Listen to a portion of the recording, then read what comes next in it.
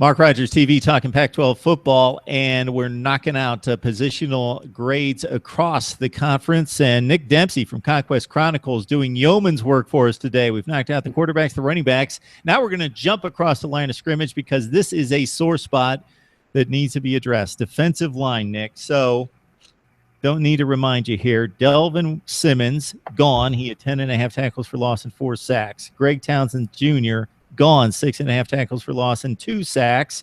Antoine Woods, much better than these stats would indicate, 6 tackles for loss and 3 sacks. He plugged up the running game in the middle. Clancy Pendergast, to make it even more of an emphasis on the defensive line play, he runs a 5-2 front, so he needs more defensive line play and more individuals to go through that rotation. And, wow, the numbers just aren't there right now.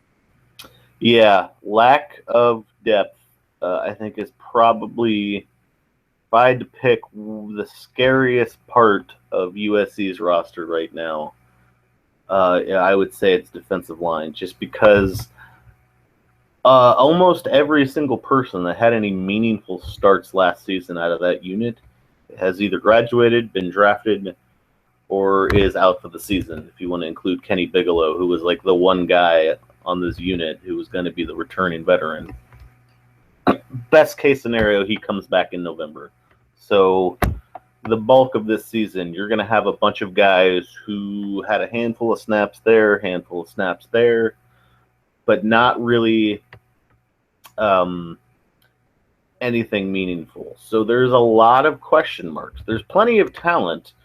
When you're talking about USC, there's always plenty of talent, but whether, 3, 4, 5-star guys translates into a unit that's able to tackle Christian McCaffrey, that remains to be seen. We just don't know.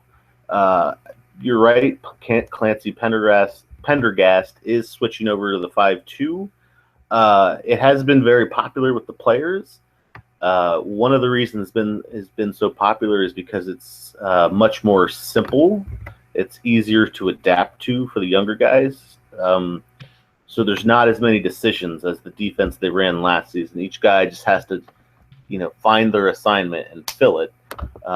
So that's promising. They can kind of rely on their natural talent once they know where they're supposed to be and what they're supposed to do on that play. So that's promising. And then there's a ton of great linebackers that I think are really going to have to help fill the void in a lot of spots, in a lot of games for USC. Plenty of great linebackers, but that defensive front, I think, is going to be the real weak point. And in particular, nose tackle is a hugely important position in Clancy's system.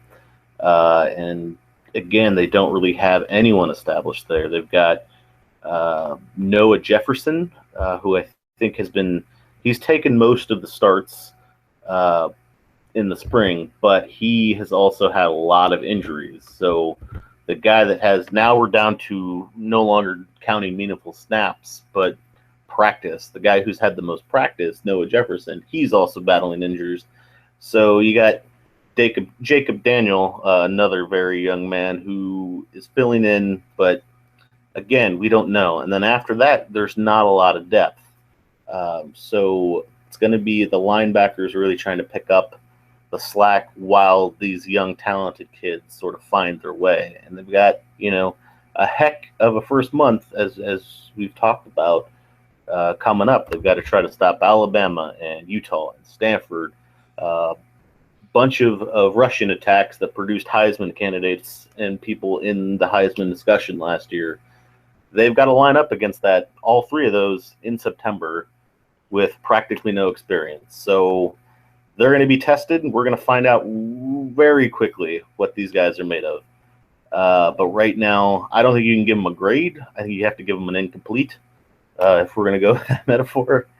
But I think it's one of the primary concern for USC right now is that D-line.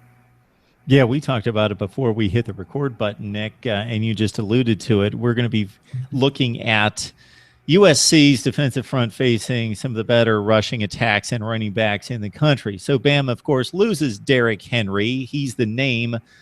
But we know that they will have one of the best run blocking lines in college football, as they typically do, even though they lost a couple in the first rounds of the NFL draft. And both Scarborough and Damian Harris are two names for USC fans to become acquainted with between now and that opening Saturday, because they are two 5-star studs. And for as good as Derrick Henry is, these kids are supposed to be faster and more elusive. He's pretty much a bowling ball. They are faster and more elusive. You got Stanford, Christian McCaffrey.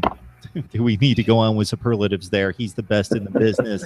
Utah, Joe Williams, and losing Devontae Booker, he stepped in and hit up UCLA, Colorado, and the BYU to close the season for 121, 187, and 91 yards.